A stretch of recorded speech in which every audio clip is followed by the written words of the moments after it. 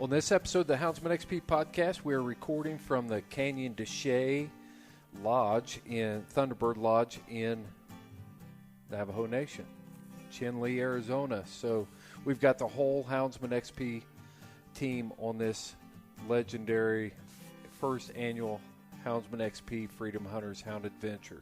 That's a mouthful. That is a mouthful. We're going to have to work on trimming that down. Yeah, we need a better slogan for that, like just do it or, something like that. I don't know. We've got a whole year, a little less than a year to figure it out if we do it at the same time. Yeah. But you know what? As long as that is, it doesn't even touch it.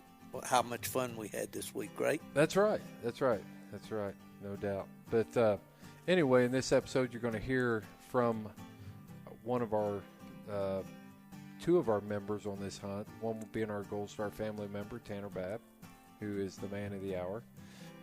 Our regular listeners have already heard his story, and you can always go back and pick that up in previous episodes that we've done about Freedom Hunters and with Tanner in the past. Also, shout out to Rez Hounds. Man, what a great host this week. Calvin Redhouse and Rez Hounds. Man, Yeah. You not only get a great outfitter, a guy that works hard. Man, he could do stand-up, right? Yeah. He's a great man guy. that's funny. I had a great time riding in the truck with them for sure.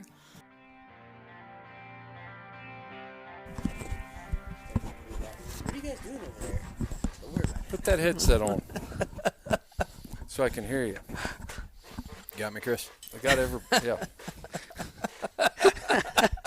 I think you'll be all right, man. Hey, that's better. I can hear you guys. I can hear you. If the room's rocking, don't come knocking. That's right.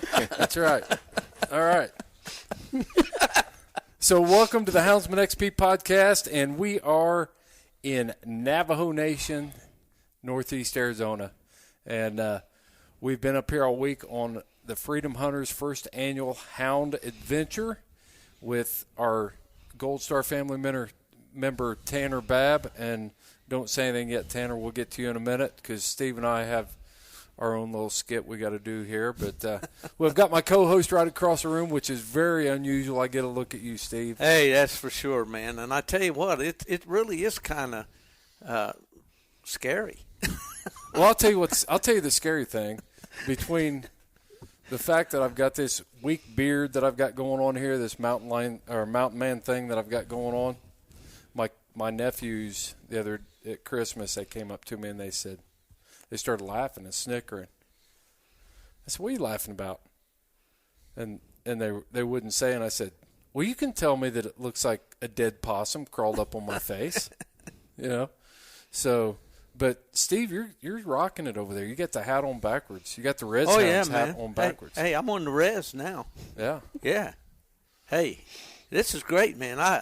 I busted out this week. Man, I even walked some in the woods. Wow. mean, uphill on a grade. No kidding. Not a flat. There was no water up to my neck. No cottonmouths swimming around my knees. No alligator eyes out there staring at me. Yep. No oranges falling off I was the going tree. to say that. Hitting me on the head. Yeah, so you can't wear a soft cap down there because No, the oranges no, falling no, out of the trees. No, not at all. But no, it's all cool, man. Yep. Good to be out here. Yeah. Amazing country. Yes, it is. This is probably one of the most unrecognized parts of our country. Last night we drove up along Canyon de Chelly, which is amazing. They call it the America's grandest canyon, and it really does rival the views of the Grand Canyon. It's got its own history. The whole cave dwelling thing going on from every lookout. And of course, Lauren had to crawl out on the edge of the rocks. Oh, yeah. How'd you feel about the heights? You know what? I don't do heights very well. The pucker factor. You heard of that, right? Yeah. When I peep over that precipice like that, flew all over the world. No problem. Look out the window, 30,000 feet. That's cool. Yeah.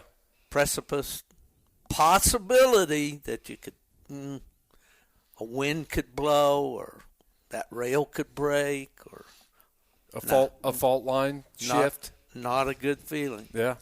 I almost killed myself there at the canyon the other day. I went around the Spider side. Rock. Spider Rock, yeah, which is very cool. Yeah. In fact, Calvin told me about that legend about Spider Rock. But anyway, I was tiptoeing around through this little maze of rocks to get a better view, and I stepped on black ice, man. I did everything but bust it.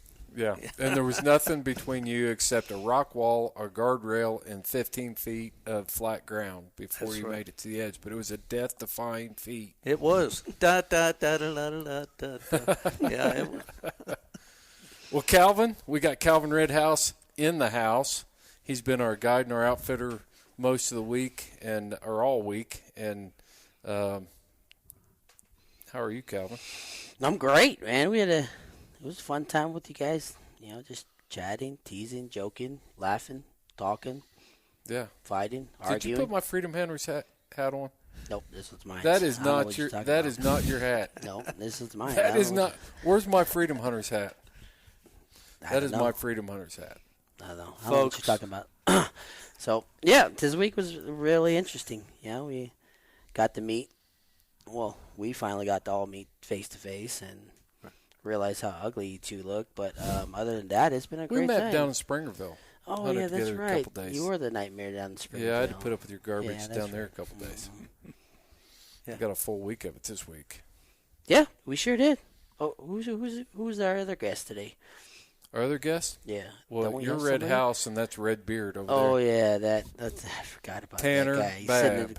He's sitting in the corner because he's a redhead, and nobody really likes redheads. So we decided to put him in the corner, told him to face it, and don't come out until we're ready for you. So he's over there right now. I've learned at least that's how it works on the reservation. Yeah, redheads are treated differently, that's for sure. Wow. Yeah. Wow. Well, Tanner, all joking aside, it's been an honor having you out here this week. The Freedom Hunters opportunity we had here, the Hound Adventure, I think it's obvious from feeling the chemistry in the camp here that you've had a good time and probably built some lasting memories here. So it's been an honor.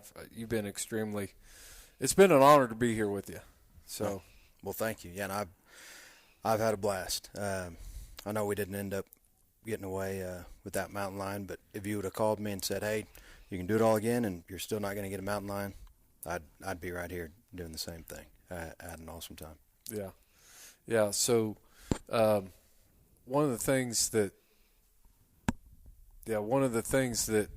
I've noticed, I don't know, it's just maybe psychological, but once I get out here, I feel better. I feel good. I just like being in the West.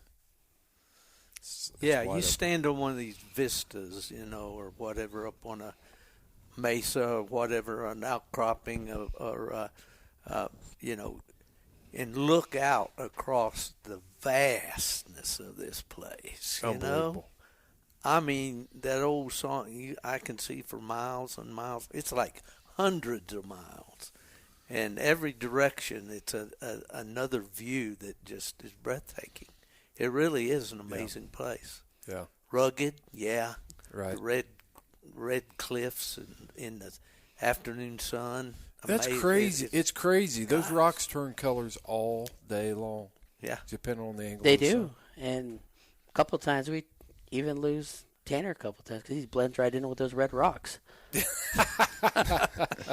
He's not going to let you go, Tanner. You're going to have to come back. Yeah, I joke around a lot, yeah, but in all reality and trueness on Tanner, it's been a true pleasure, man. I mean, I'm a vet.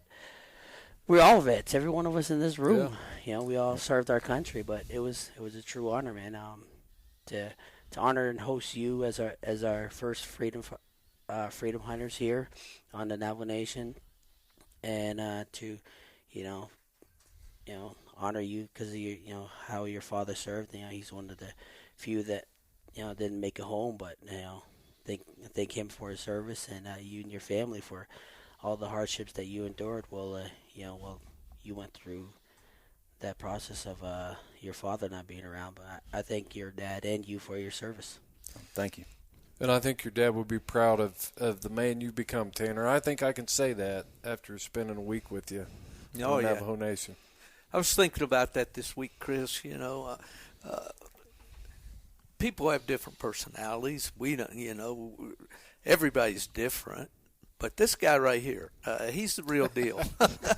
You know, the thing I enjoyed the most about you, Tanner, this week was, man, you got into this hound dog thing. You had a lot of questions, you know, and what are they doing, and what does this mean, and what does that mean? I mean, you weren't like a bystander. And I also, you know, you were right there with Calvin every step all week long, man. I mean, there wasn't any hanging back, you know. But still, I was flattered by the fact that you would come and ask questions. You know, what are the dogs doing? What does this mean? What does that mean? Yeah, I think we even sparked a little interest maybe in getting a hound sometime. I think you might have. Yeah, definitely. it was hard not to ask all the questions. It was so cool watching all the dogs take off and work and learn from you guys. It's been great. Well, Tanner, you were actually – I walked up to the truck yesterday, and he's in there running the Garmin. You know, he's running the Alpha, tracking dogs and doing different things. And he's a heck of a radio man. Absolutely, yeah. I'm surprised his MOS wasn't communications. That's right. Yeah. So, well, let's talk about this hunt a little bit this week. You know, we didn't get the mountain lion that for Tanner, but we did tree a lion this week. It was a day early, while Calvin and I were out scouting and really just getting my dogs out on the ground and getting them acclimated to his climate and stuff, and ended up treeing a lion on what was that, Monday? Yeah, Monday, because they came in on Tuesday. We said we're just a day too early. I know. Yeah, it wasn't too bad. You know, we did what we did. You know, what did you guys do on that? How'd you start that lion? I was in on that Tuesday flight with Tanner and Lauren. We did the exact same thing we did all week. You know, because of the accessibility is not that well in units 1 and 12, and we were in unit 12, and we just drove as far as we could, and then from there we just, you know, it was ground pounding. Yeah, put the boots on the ground, and we walked up maybe 400 or 500 yards to the base of the mountain, and the dogs struck, and they just took it, and from there it was listen to them climb that mountain. We were just looking up like, please bring him back down, please bring him back down. And it was, we were sitting around 7,000, and the top was right around 9,000. So it was about to be a good climb until the dogs listened to us and brought him back down. You know, chased that cat right back down off that mountain and brought him right by us. What would you say? Behind us. Yeah, they chased the cat right by us, like 50 yards? Or was it like 50 yards to the right of us? Yeah, and brought him back down right by us and behind us, and we'd have to walk 0.8 of a mile back the other direction. Yep. We climbed the mountain to one tree. The cat bailed on us. He did a loop out around us and cut our trail behind us, and then we ended up walking another 9/10 into that tree. That one was pretty fun, but it got cold fast. It did. Once the sun gets behind the mountain here, whew, yeah. We sat up there for a while and took pictures and admired the show. That's a good way to put it. Admired the show, and then we decided when the sun started dropping down behind those red rocks, we were out of there. Yep, because the wind was blowing up that cut, right, pretty hard, and it was just unbearable. I would say, what's time limit on that? What do you think that took? A couple hours, probably.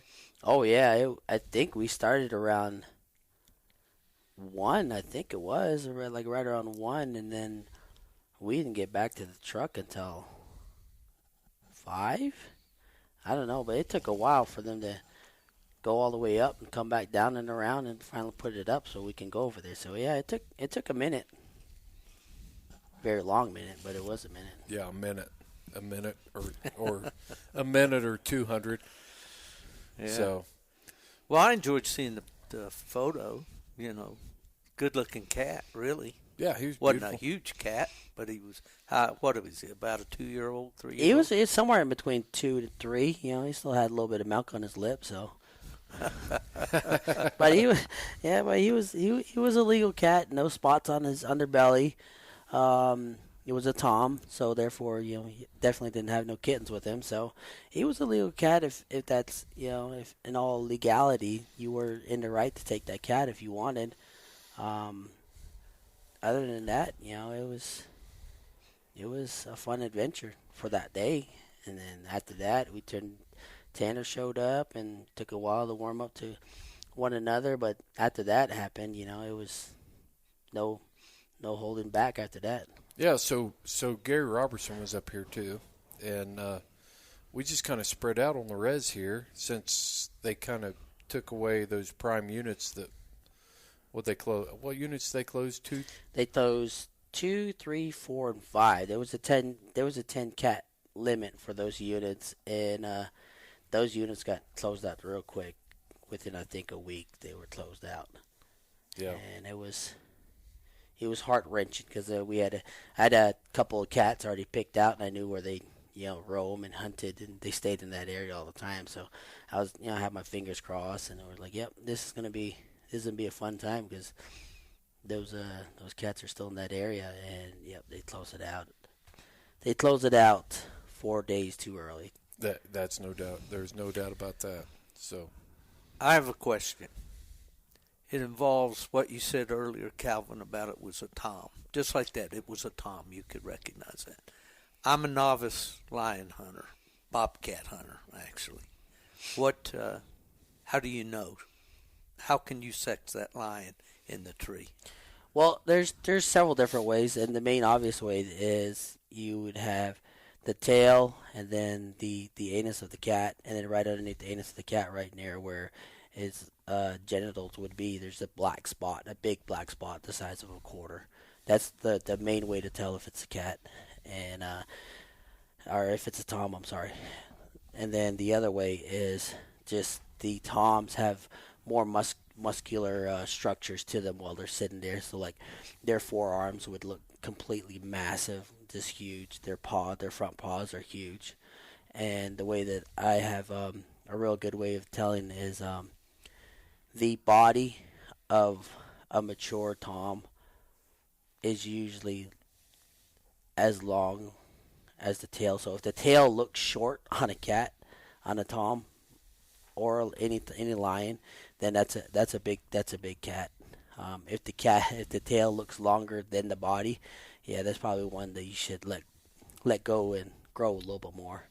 But there's different ways, and you can go by the size of the measurement of the strides, but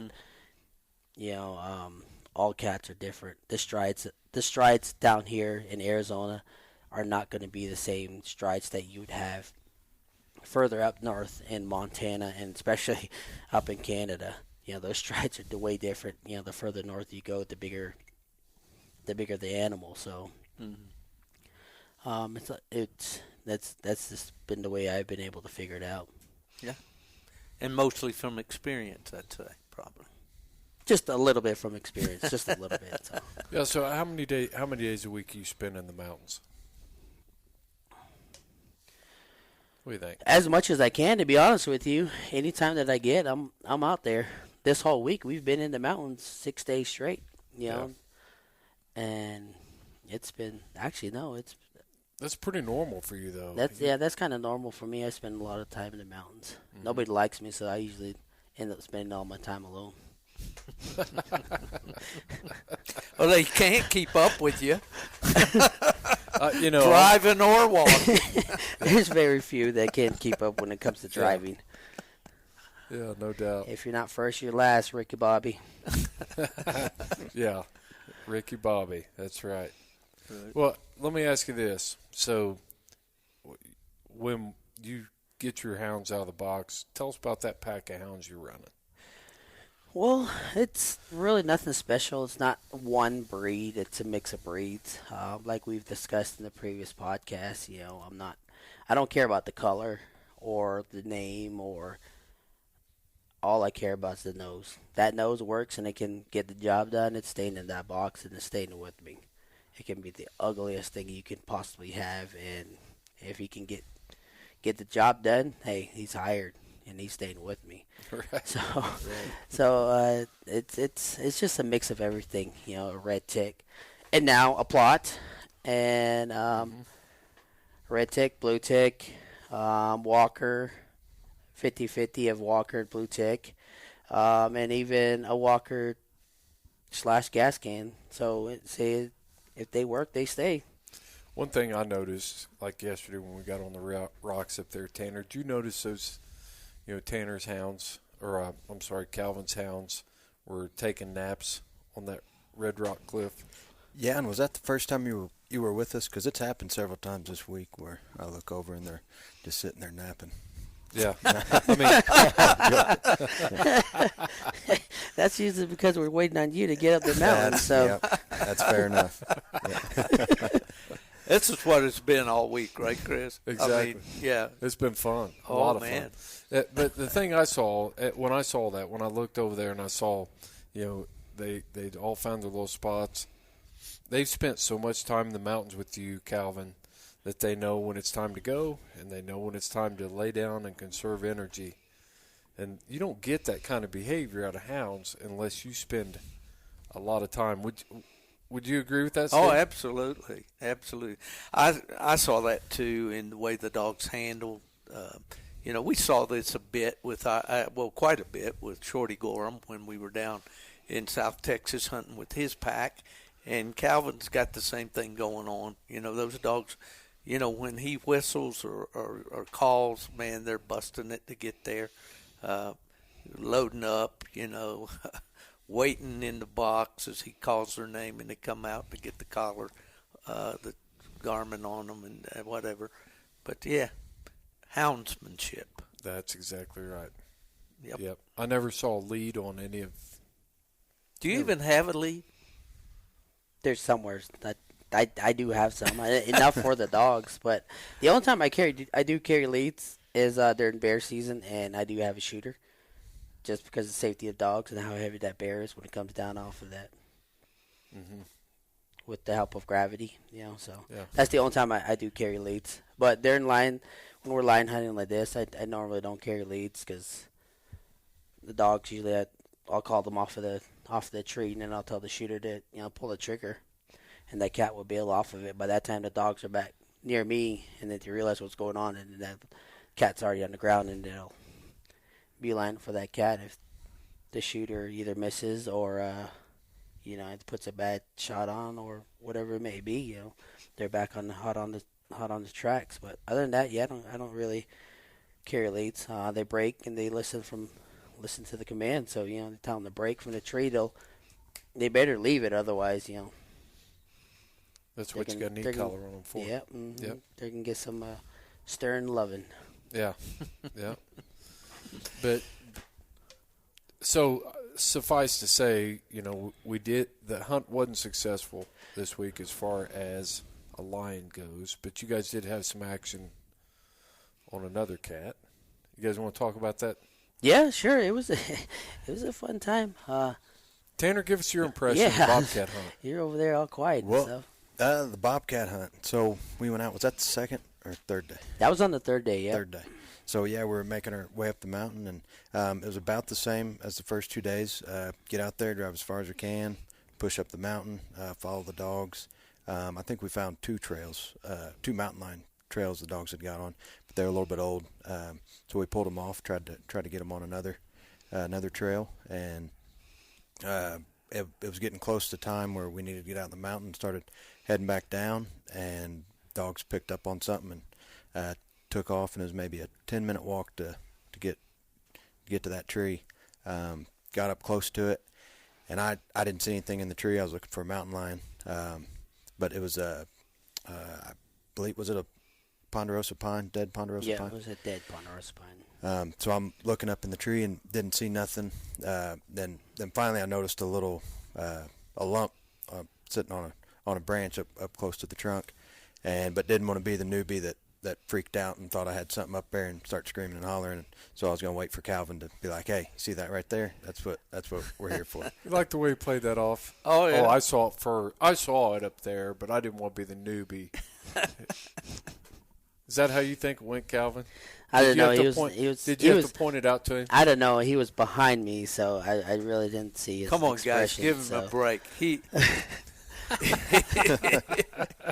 No, it was good. Yeah, we started up just like how Tanner said that the morning wasn't successful. So the afternoon we left Unit 12 and we transferred over to Unit 1, and we just went up, and the dogs started opening as we got halfway up to the base of the mountain, and Tanner was asking me questions again. What are they doing now? What are they on? And I was telling him, I'm not sure because they're stomping on the tracks as they're moving. But I was like, watch this. So I was like, all right, you can watch these two dogs. They're going to start opening. They have a little bit colder nose. Now, when Nos, which is the red tick in the pack, he's got a pretty warm nose. When he starts opening up, that track's freshen up. We're nearby somewhere. So the dogs kind of line out and they make their way up the mountain, and the colder nosed dogs are still opening, but the warmer nosed dogs are still following because they know they've done it before and they know what's going on. They know the game. So that happens. They go over one ridge line, down, up, and they go over two more ridge lines back towards the east, and they tree. Now they tree, and me and Tanner are like, all right, we're all excited, and we start moving a little bit faster. The adrenaline's pumping. And we get to the tree, and it was an old dead ponderosa pine, and there was nothing in the tree. And I was shaking my head and scratching my head. And I was like, what's going on? I was like, this is not supposed to happen. So I call him off of it. I do my due diligence, and I walk around the entire tree. There's nothing. So I pulled him off of it, and my assumption is the cat rubbed against that dead ponderosa pine and bailed straight directly down the mountain.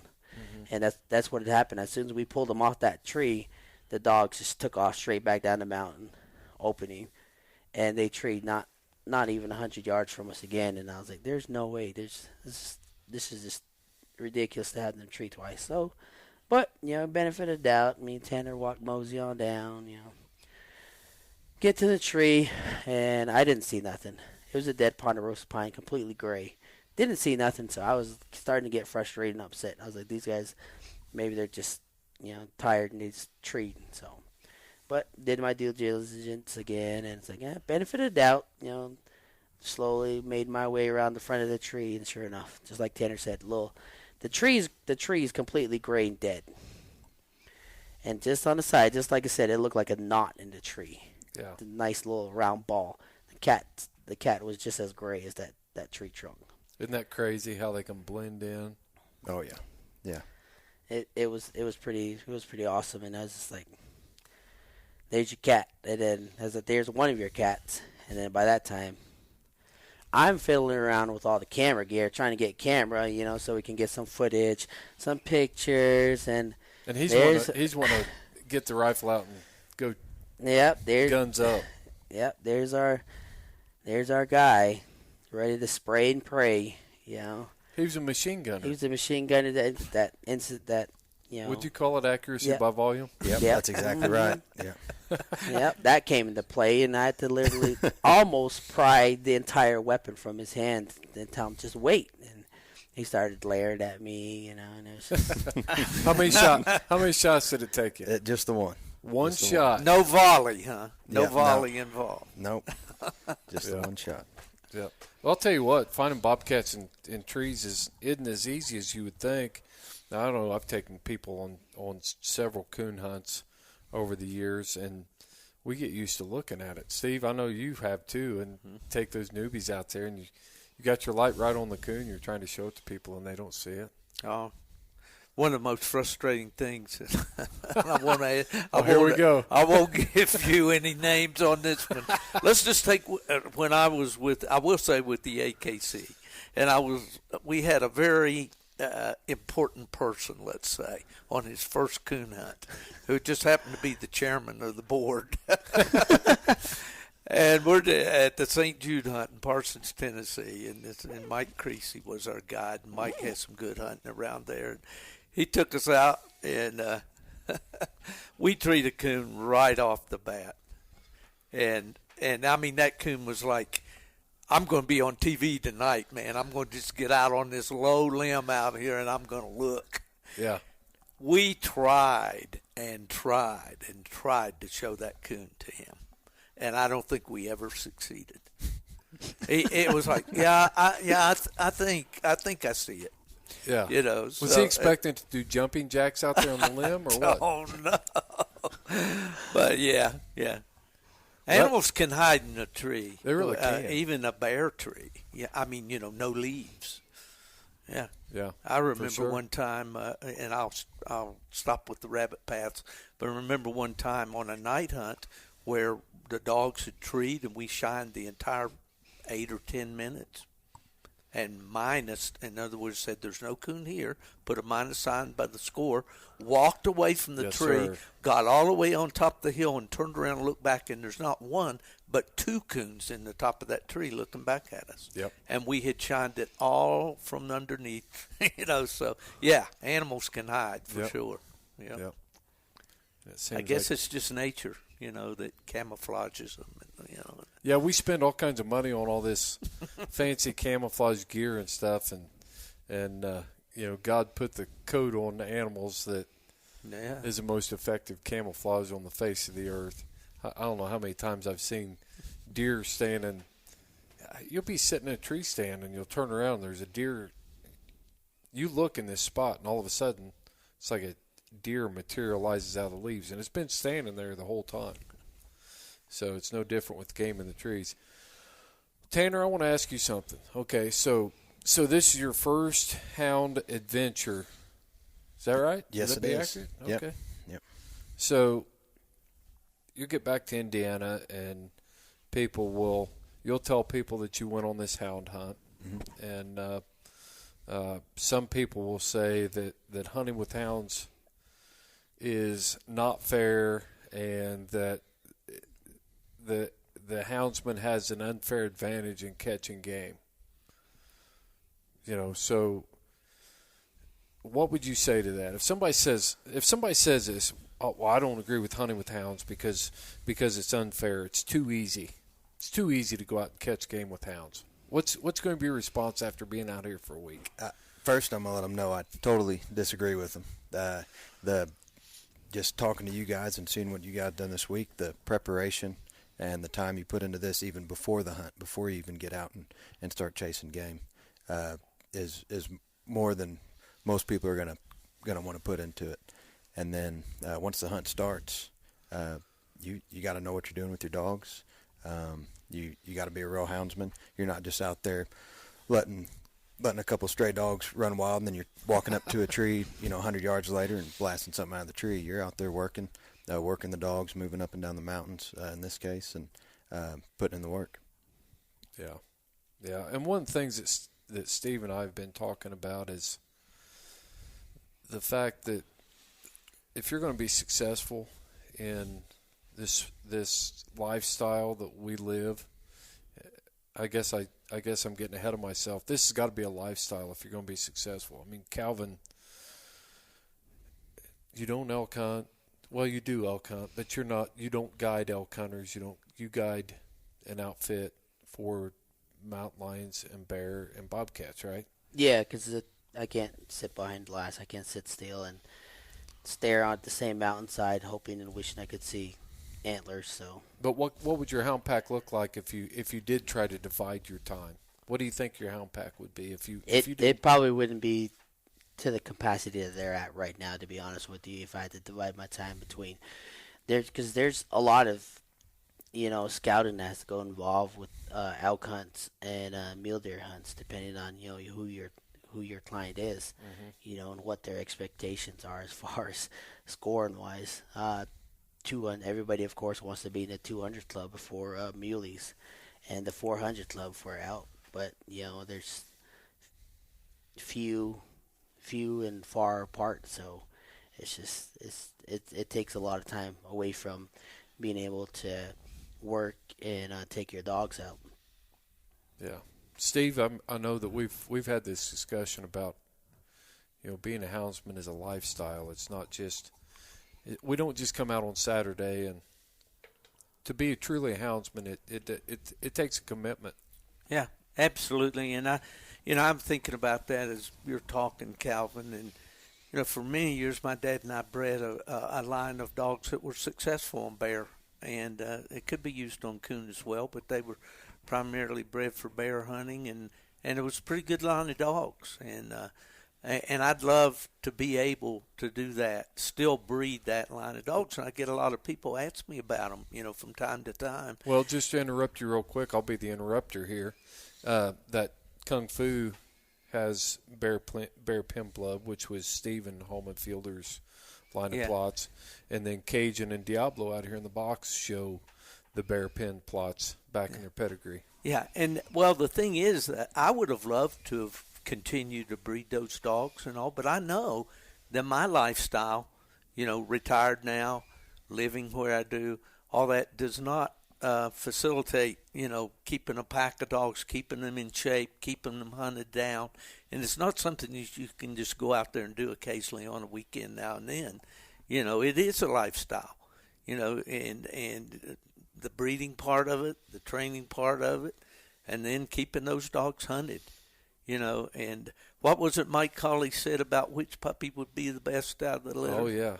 He'd have people show up at his kennel and say, they're trying to pick this puppy out, and they'll say, well, which one do you think will be the best dog? And Mike just looks at him and says, the one that you hunt the most. Yeah. I think I used that a couple times from you guys' previous podcasts. Yep. Saying. Yep. Yeah, and so when you can't do that, you have to be honest with yourself. I can't breed puppies and say that they're going to be bear catchers if I'm not out there catching bears, regularly with mom and dad, Well, there are bear catchers out there out of that bear pen line, and obviously this isn't an infomercial for bear pen plots because they don't even exactly. Yeah. How many generations do you think? It's due to some frozen semen litters and things like that. Oh, they're couple generations back, but most of that it's gone by the wayside. What West Virginia guys, Evan Workman, yeah, for sure, and his team up there are still hunting that line of dogs, and all the way up into Wisconsin. But it is a lifestyle. The point being that you can't. This is not something you can do casually. Yeah, Yeah. That's why I think extreme houndsman, extreme performance fits. The message we're trying to relay here is that, you can't, you have to be extreme to be good. Right. So, what game was it you played after you shot that cat out of the tree? Tanner? Played a little bit of whack-a-mole. So I was definitely excited to get that cat out of the tree, but the dogs were almost just as excited as I was that cat was out of the tree.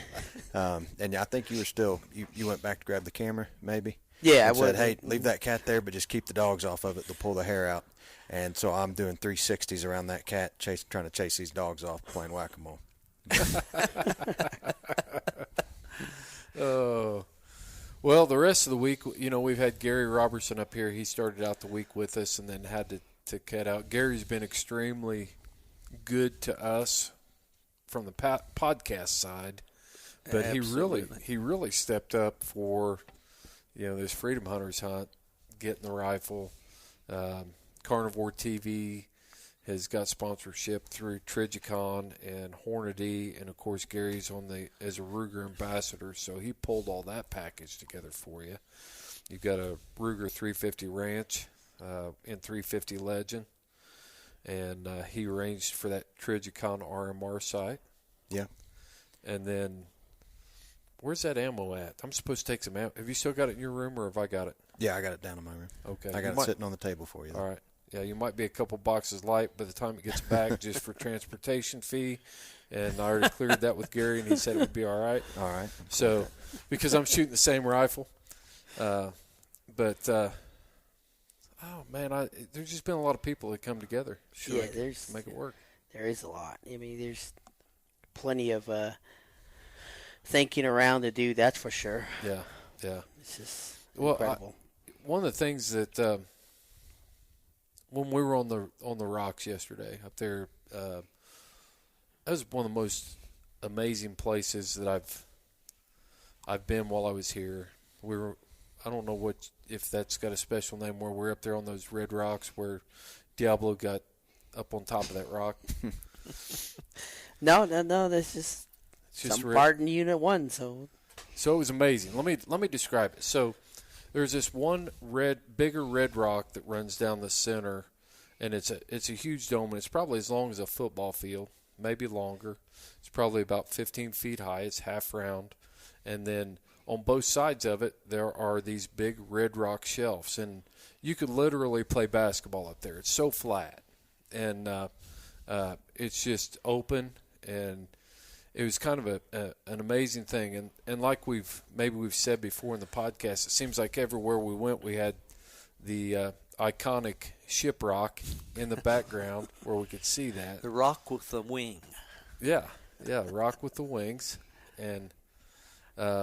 But I was standing there, and Lauren was up there with us, and I looked out there, and I said, you know what? I said, there's probably a lot of people that don't live here that drive across this reservation, but there are probably very few people that will ever be able to look at Shiprock from where I'm at right now. From that part. I mean, it was, I don't know how far that was up in there, a mile. Yeah, it was about a mile. Yeah, 2 miles, maybe right, mile and a half, 2 miles. I don't know. But if it hadn't been for hounds, I would have been one of those people just driving down the paved road, going to Shiprock, looking up there and saying, oh, look at that, you know. But being out there on that rock and looking back over all that country was almost a spiritual experience. Oh, yeah. That and almost everywhere we went, it was, you know, I'm slugging up the mountain, trying to stay up with Calvin, and then when we do get to a spot where we get a stop, you turn around and look down the mountain at the view, and it was amazing. Almost everywhere we went, amazing views. Yep. The thing that hits me every time that I come out west, and especially on this trip, because you know there isn't a lot of forest here. Yeah. You know, and it's just endless panoramas, you know, in any direction that you look. And I think about the people that the only means to travel they had was to walk. Yeah. And then maybe the horse later on or whatever. But we were standing one mesa today and looking across to another. You were talking about the elk moving from one side to the other, you know. And, yeah, it looks like that's not so far over there. It would take you all day probably to walk it was about a little bit over a mile from where we're standing, and that's not to include, you know, going all the way down. All down and up and all. But it's just, and you get the idea, like where I live on the East Coast and all the population and everything, and that things seem so crowded. And then you get out here, and then you do feel it's kind of appropriate, this freedom hunters. I felt that this week. Yeah. I felt free, you know. Yeah, no Look doubt. at this. I mean, what a great world, you know, and what a beautiful part of it. And that's the best part about being on the Navajo Nation, you know. Being able to hunt the Navajo Nation is you buy a tag, you can go anywhere you want in the Navajo Nation. If you don't have a tag or a backcountry permit, and if you're not Navajo, you're restricted to the hardball road. You cannot leave the hardball road. And that's the beauty of it, you know. It's just quiet. Anyway, if the dogs weren't trailing, you can stop and literally hear your heartbeat. It's awesome. It's completely that is amazing. Absolutely true. I experienced that this week too, you know. And I hear that we have some of our canine friends outside. Yeah. That's good. They wanted to be on the podcast. It's proof that we're actually around That's hounds. right. But I noticed that stillness, that quiet, you know. You know, getting back to that deal where you're looking out across those mesas and, you know, elk take a day, or, you know, a lion will travel 10 to 20 miles a night. Tom will in this country. They live here. they know this is where they make their living. They're here every day. And getting back to that concept that somehow coming in here and chasing game with our hounds is an unfair advantage is so ridiculous. It's nothing. That line doesn't say, oh, well, that's a 20-mile walk. I don't think I'm going to make that today. He's just like, well, I'm going to drive to Walmart. Or, that's just his idea of it. And he knows where he needs to go, and he knows how he needs to do it. And then we're trying to come into his world with hounds that don't live on that landscape and don't know it as well as he does, and then try to get to them. And I'm telling you what, there's some rock formations out here that if some hounds got over on those rock formations, we might have to call Mountain Rescue or something, because I'm not sure I'd go out there. Yeah, mountain lions are lazy, but they know where they're going and how they're going to get there and how long it's going to take to get there. The more experienced cats know how to evade their predators, which is humans, and now, the pack of hounds that we use to help us trail them and put them in trees, and not necessarily have to take that animal, but to just be there and experience. Well, we were trailing. We split today. Mm-hmm. You guys had a race. Yep. And you weren't successful in your race. No, the dogs opened, and then they went 900 yards, and it just came to a dead stop, like a complete dead stop. And I was kind of excited, because it was like, okay, well, this has happened before, and usually they tree if they come to it, like they were at a dead sprint, and it just stopped. So I was like, all right, they should probably the cat somewhere in the tree now. They just need to locate it. We drove down there, and the dogs went here, went there, did circles, tighter circles, bigger circles, did nothing.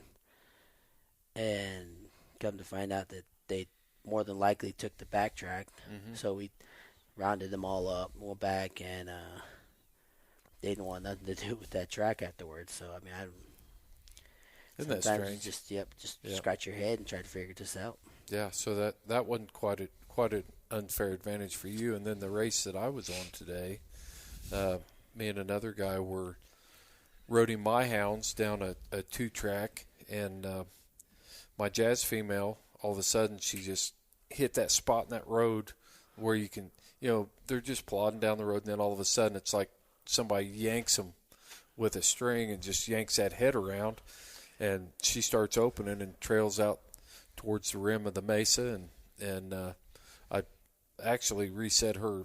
She trailed 6 miles through there, and I ended up catching her because the roads were thawing out so bad that I was afraid that I'd get stuck up there, and I didn't have any communication with you guys. So, it's one of those things that, and we actually saw the tracks. It was a smaller lion, but since we were going to last day of hunt, I just thought I'd let her go ahead and run it out, and then when she got close to the road, I walked in and called her off of it and brought her out. But it's fun, and I don't care. It's still fun. I don't care if we caught lions or not this week. I'd love to have had 20 pictures, but we can do this again. Yeah, it's amazing. It's not about taking that animal. It's about experiencing the dogs and being with the dogs and being outdoors. And that's just my opinion. I mean, yeah, it would have been nice to be able to walk underneath of a tree and see a longtail, but it's just something that a lot of people experience. Yeah, obviously. I mean, Steve, we do this because we want to catch game. Deep downside, right? We do it because we love to hear a hound bark. Yeah. We love to be in the places, though, as our friend Clay Newcomb says, keep the wild places wild, because that's where the bears live. Well, to just get out in the wild places with a hound, and like today, hearing those hounds open up, that excitement after a quiet morning, and then hear those hounds open up, and then right away, man, I mean, it's like all hands on deck, man. We got it going now. You can't explain it to someone who's never experienced it. Yeah. But it is a true joy to a houndsman to listen to a hound on track. It's the greatest thing in the world. Well, probably next to family and faith or whatever. It's really the greatest thing we can do. Yeah. Yep. Well, Tanner, are you going to get a hound when you get back to Indiana? What are you going to do? We don't want to rope you into anything because I know you got to make some phone calls and make some. Let my wife know we may be getting a dog when I get back. No, this has definitely opened my eyes up. Because coming into this, I didn't know thing one about houndsmanship or running dogs. But yeah, I definitely think it's in the future. I got a 1-year-old son at home, and I think I need to be. I'll be in contact with you guys so we can get something lined up. So when he gets old enough, I got a dog me and him can take out and do some hunting. So being your first experience, let me ask you this. What were your preconceived ideas of what this would be?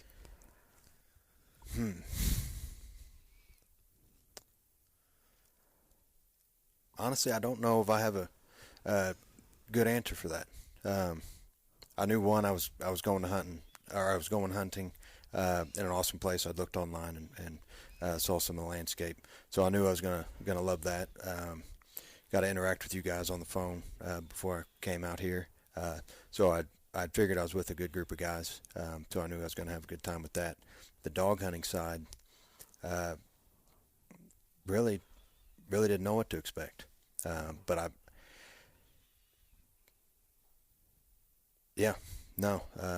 don't want to lie to you and make up one big story on what I expected. I had no idea how it was going to go, what I was going to learn, what I was going to see. But definitely everything I learned. So you didn't lay in bed at night and think that before this hunt and think there had to be something going through your mind of, like when I'm getting ready to do something I've never done before, I start, thinking about what it could be like. Is it going to be hard? Is it going to be easy? Is it going to be, what's my involvement going to be? What are some of those things? Okay. I see what you're saying. No. Am I going to sit at the truck and wait for them to tree a line and they'll call me on the radio and I'll walk in there and shoot it? Well, I knew that wasn't going to happen because I would have been arguing with you guys the whole way. I wanted to get up there and mix it up, and I definitely expected to do a lot of hiking. I knew we were going to. So what you were saying is you were mentally preparing for that battle in case we told you had to stay at the truck. Yeah. No, I think my biggest concern was being able to. I knew I wouldn't step by step keep up with the dogs, but keeping up with the dogs and getting up the mountain and doing what I needed to do for myself. So was a little worried about the hiking. Didn't know if I was going to be up to snuff on that. Yep. You passed with flying colors. No doubt. I mean, you were right there when you Calvin shadow all week long. And Yep. Every time I'd stop, Tanner would be running into me. So I was kind of expecting Calvin to be a little better in the mountains than what he is. Oh, is that right? Oh, yeah. Man, I was disappointed. I was like, really? You live out here every day and this is the best you can do? I tried. I kind of felt sorry for Tanner the first day because, right away, you guys just threw him in. You're going with you're going to ride with Calvin. You're right there with him. Out of the truck they go. The dogs are loose. Come on, Tanner. Let's get it on. And I'm thinking, boy, they're not breaking him in slow. Did you have any feelings about that right off the bat, or? I was a little worried because I knew Calvin's in the mountains a lot. But after that first day, I learned a little bit more about him. Knew he had a lot of pride in himself and his dogs. So I knew I wanted to stay right on his heels and push him and let him know that even though I'm from cornfields in Indiana, I can do my best to keep up with him on the mountains. So.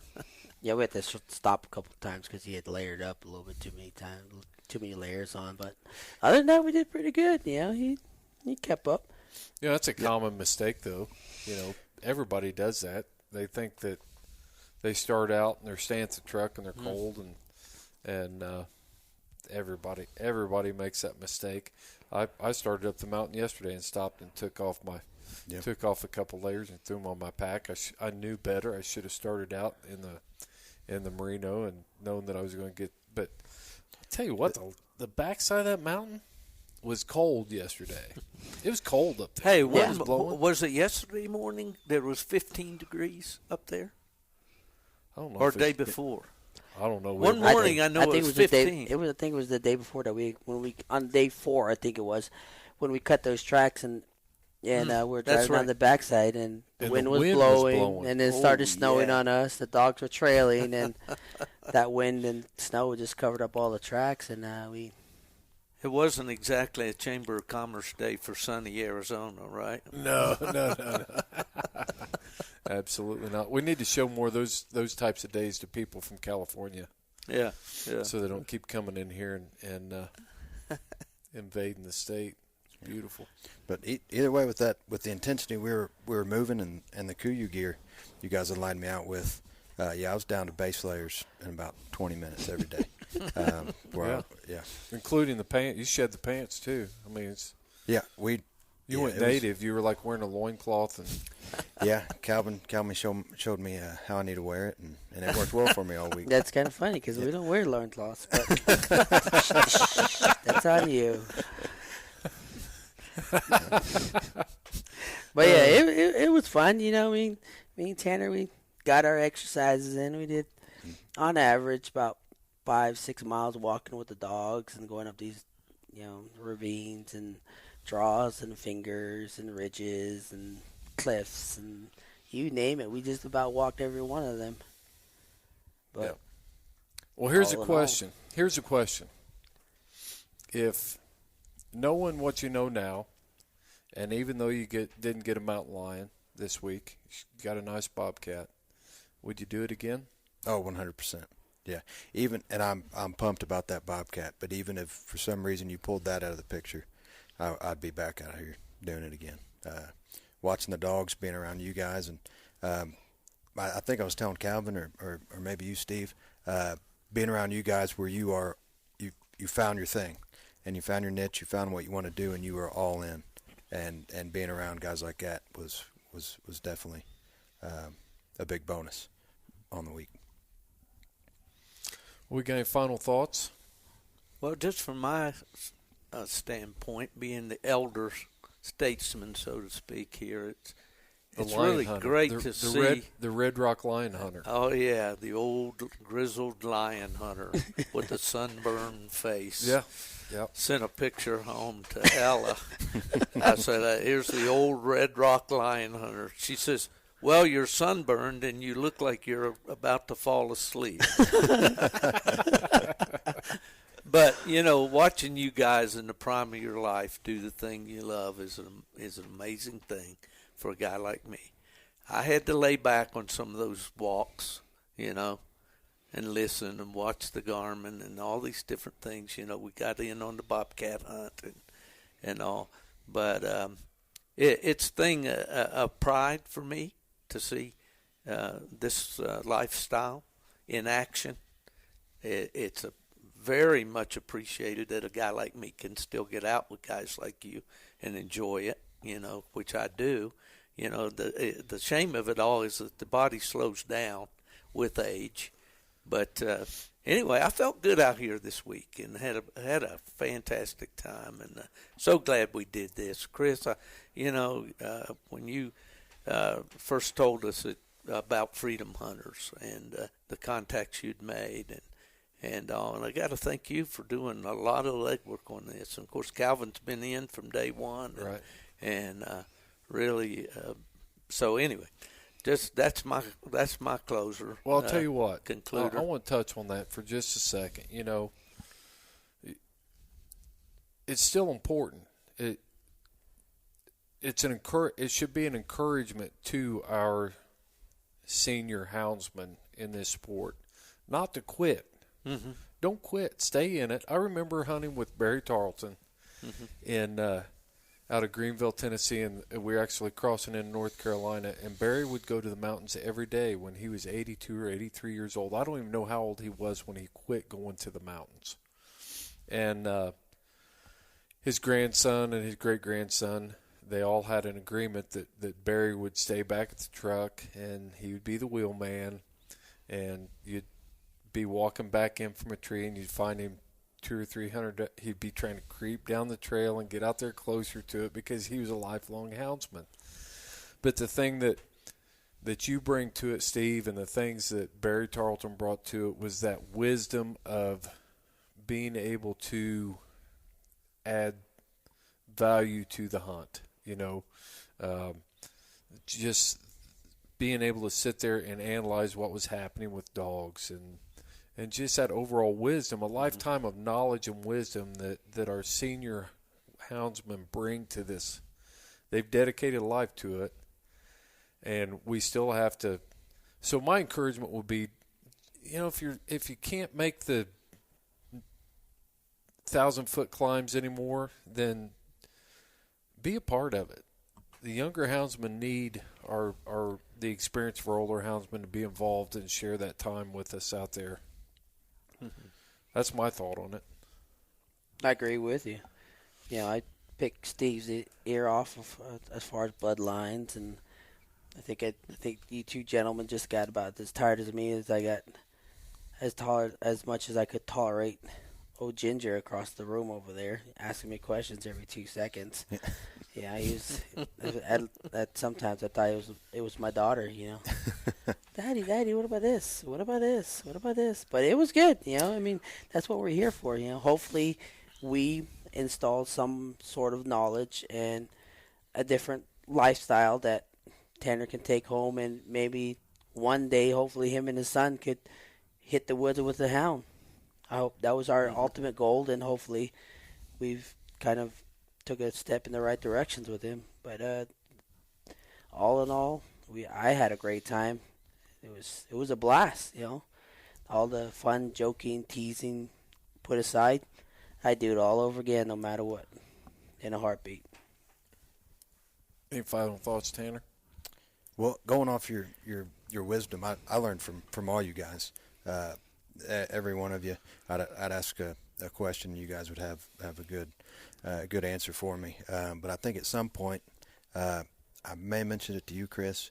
Man, Steve, he needs to write a book on all this stuff he knows about hound hunting.